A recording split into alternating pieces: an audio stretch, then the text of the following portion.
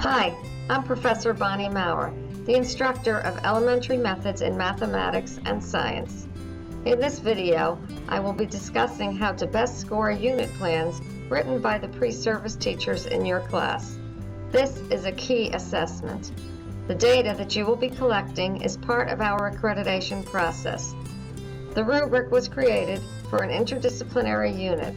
It is important to teach our candidates that standards-based lessons are necessary for ensuring the success of their students. All units should have a cover page and a table of contents, similar to the one found here. Students are not given a template, but are given the specifications of what is expected to be included within the unit. However, each lesson plan is modeled based upon the lesson. Each unit is interdisciplinary, with half of the lessons devoted to math and the other half devoted to science, with a connection across the board based upon the standards-based content in science. After the table of contents, you should expect to see detailed text describing the unit's overall features, typically lasting anywhere from 6 to 9 pages. This section should detail an introduction to the unit, a description of assessment and differentiation, a description of the inquiry process, the specifics of the lessons, a reference list, and an appendix with any additional documents to be used in the lesson, including perhaps a science or math notebook.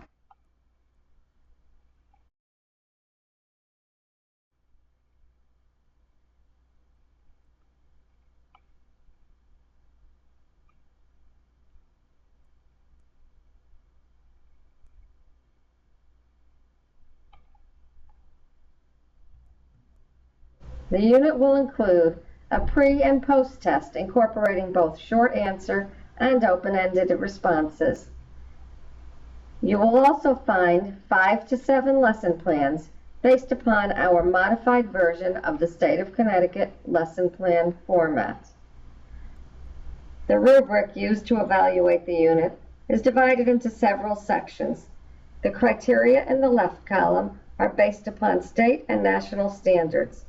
Performance levels for each criteria are read right to left, with the highest score set in the right-hand column and the lowest in the left-hand column.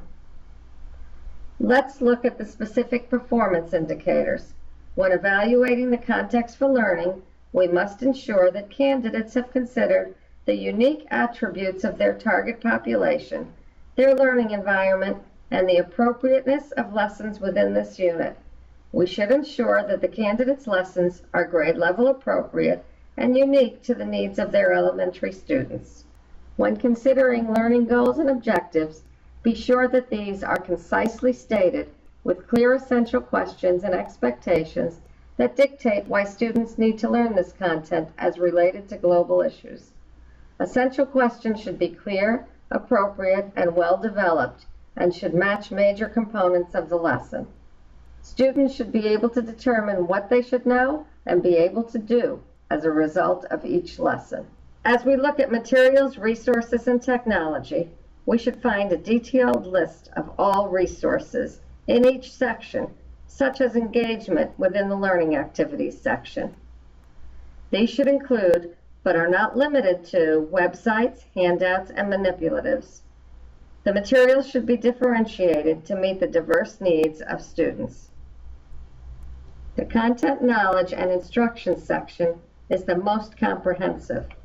Content objectives, sequencing, instructional activities, and assessments should strongly demonstrate the candidate's mastery of content and also foster the replication of the lesson by others. Here's an example from one of the sections.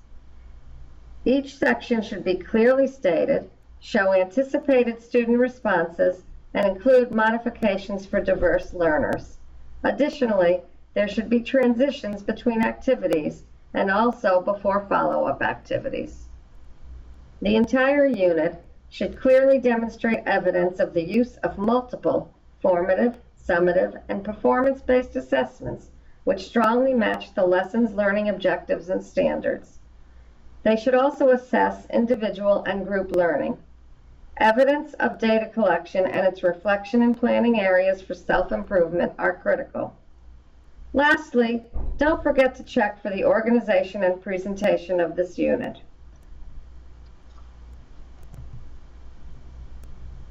Let's look at this unit in more detail. This unit would receive a rating of a 4. When considering the context for learning, we must ensure that candidates have considered the unique attributes of their student population, their learning environment, and the appropriateness of the lessons within this unit. We should ensure that their lessons are grade level appropriate and unique to the needs of their students. As we look at the unique attributes of target population and learning environment, this is very clear, and the appropriateness for the lessons for this group are obvious. This unit is based upon the ACAEI standards for science and math. They are aligned with the Next Generation Science standards and the Common Core standards for mathematics. This particular unit is based upon the first grade standards. When I read this, I can tell that the candidate has a strong sense of how this unit not only relates to standards, but also relates to the age appropriateness of this grade level. During the next section of this video, be sure to follow along through the different sections in the rubric. Remember that we previously discussed the learning goals and objectives in a lesson. You'll note that to be exemplary and score a 4, you'll need to find that many aspects of the lesson are clearly stated. In this section, be sure to check to see that the candidate clearly communicates and concisely writes the behavior, criteria, conditions, and academic language expectations for students, and connects the lesson's rationale to ethical, global, or social issues. There are 2 places I definitively see this demonstrated. Firstly, it is demonstrated here in the narrative, where there are descriptors, where this candidate describes the core ideas as well as how they are changing in the digital world. Going back to the lesson plan, look to see where the specific focus of the lesson is named and concepts and skills are described in the objectives. A score of a 3 might not include all the standards for all lessons, or might not include the details of the descriptors. A score of 2 might have learning goals and objectives that are clearly stated, but not easy to understand. A score of 1 has missing elements throughout this section.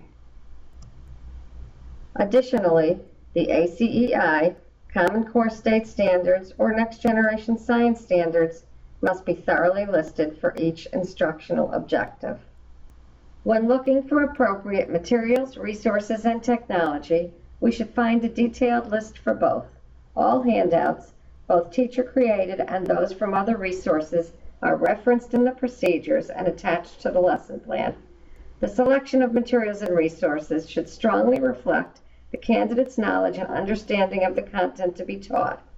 All materials and resources, including technology, are intentionally matched to meet the diverse needs of students. As you can see in the initiation section of this lesson, materials are not only specified in the engagement, exploration, and elaboration sections of this lesson, but also describe how these materials will be used. Additionally, differentiated exit slips for a variety of student needs may be included. The content, knowledge, and instruction section is the most comprehensive, whereby the unit's content objectives, sequencing, instructional activities, and assessments should strongly demonstrate the candidate's mastery of content. All lesson segments should be clearly stated, show anticipated student responses, and include modifications for diverse learners. Additionally, there should be transitions between activities. Lessons are separated into several parts, including the initiation, engagement, exploration, instructional sequence, and elaboration of the concepts. What makes this a 4 is that this lesson also describes appropriate student responses, specifically noted here, such as students should say that the shorter the overhang, the higher the pitch, and again later shows other examples. Additionally, For a rating of 4, we should find that the candidate provides clearly stated evidence of integration of opening elements, purpose, setting, anticipatory set, and assessment of background knowledge with anticipated responses, review, and that the candidate provides clearly stated evidence of integration of presentation elements throughout the unit. I look for this to be demonstrated clearly throughout the unit in each lesson with well thought out initiations, focus questions, pre-assessment plans, and possible student responses. Detailed modifications for diverse learners, students with exceptionalities, English language learners, and struggling readers must also be included. For a rating of 4, there should be alternative plans to support anticipated students' needs that specifically describe modifications of instructional strategies. Differentiated notebook pages, worksheets, or exit slips would be included. Remember that you should not only see examples of closure in each lesson, but also a connection of what is to come. You'll be evaluating a candidate's ability to collect data and assess student learning. It's important to view the unit both holistically and examine each lesson. The unit plan should demonstrate evidence of the use of multiple formative, summative, and performance-based assessments, which strongly match learning objectives and standards and assess individual and group learning. These should be appropriate for evaluating student learning and content to be taught and strongly match the learning objectives and standards.